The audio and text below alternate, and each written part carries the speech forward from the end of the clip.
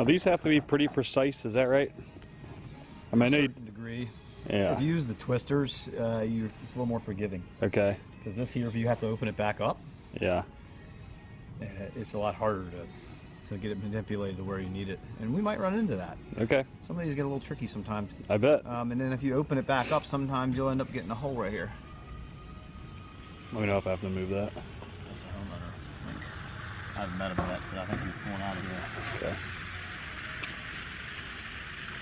Probably gonna be like, what the fuck are you doing? On the camera.